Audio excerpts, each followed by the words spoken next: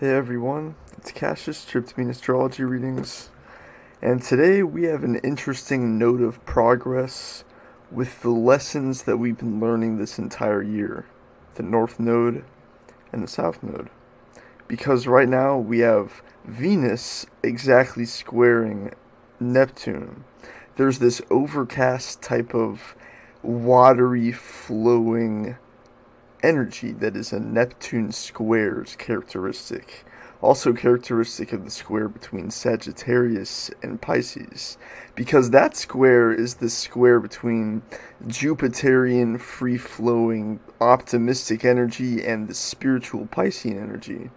So a Sagittarius Pisces square isn't exactly as cold as a Virgo Sagittarius square, but anyway, the moon conjunct its north node at any time during the month. The two times during the month when it touches its north and south node solidifies the lessons of the entire year for anyone. That's what I believe. That's what I've come to understand, and the nodes in the sky are a critically important place. The fact that Saturn has still been square the nodes in the sky tells me that that's the very last phase of this whole Saturn square Neptune, and that is the final kick. And that's now 2 degrees away, because Saturn is at 13 degrees, the nodes are at 11. So for today and for the next few days, we have, well, it feels a lot like Mars in Capricorn. Mars is in this. You see, 20 degrees Capricorn is a hot spot of Capricorn type energy because the star Deneb is at 19, 20 degrees Capricorn. So I believe that 20 degrees Capricorn is a hot spot of super potent Capricorn energy. So our place of fire and physical energy and all that stuff in the air right now is laced with this super disciplined, ambitious, rigid, earthy energy. I can feel it because Mars is conjunct my Mercury exactly right now. My Mercury is at 20 degrees Capricorn, and I can feel that part of me coming out more in the way that I speak.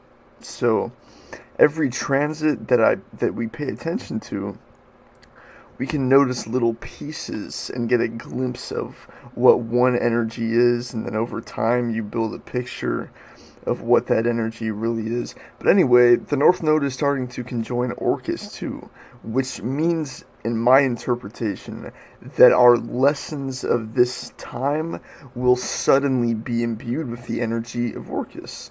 So, this point of gravity, this point of North Node in Virgo, that gravitates us towards lessons about health, because that's really what happens when you mix the Virgo and Pisces axes, especially in the nodes. You get this formula for betterment of health.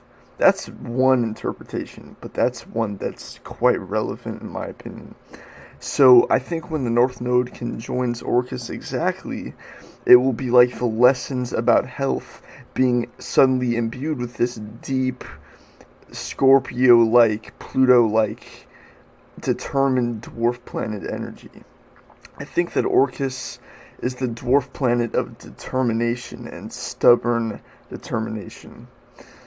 They all have a scorpionic type feeling to them, but I think I know Orcus pretty well because my full moon in Leo is conjunct Orcus and my sun is opposite it. So, anyway. Well, you see, Venus square Neptune and Venus conjunct Saturn will turn the air very, very cold and hazy for the next week or so. Pretty much this week. This week will be colored by that. It will be slow until it will become heated at the very end of the month, about 5, 6 days from now, when Mars squares Uranus and we feel this jolt of motivated, inspired energy. So, with Mercury and the Sun entering Scorpio, they're going to pass their trine to Neptune, and we're going to feel this watery energy. It will complement the energy we felt from Venus square Neptune. Today should be particularly cold and quiet, with the moon entering the mix, conjoining its north node, squaring Venus and Saturn and Neptune. It's a momentary trip back to the Saturn Neptune square, this exact moment with the moon and with Venus entering that point. So it should be a pretty quiet week. It's been quiet even with what was supposed to be high energy with Mars conjunct Pluto, but and with Mercury opposition Uranus, which happened. It seems to be low energy during these times lately, even when it's supposed to be high energy, which I attribute to Saturn still being square the nodes, because that's like Saturn constantly squaring the sun or the moon. Or if someone has Sun square Saturn in their chart, you know? Saturn square the nodes is still no joke. It's ending still. But yeah, so fairly quiet time. With Mars and Capricorn here, it's a good time to have discipline about work quietly. It's good to just be in your own space and learn your lessons and do your thing.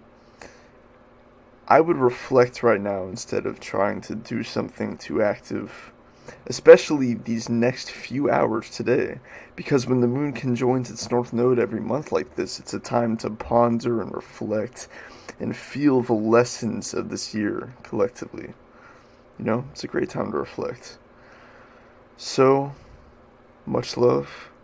Peace.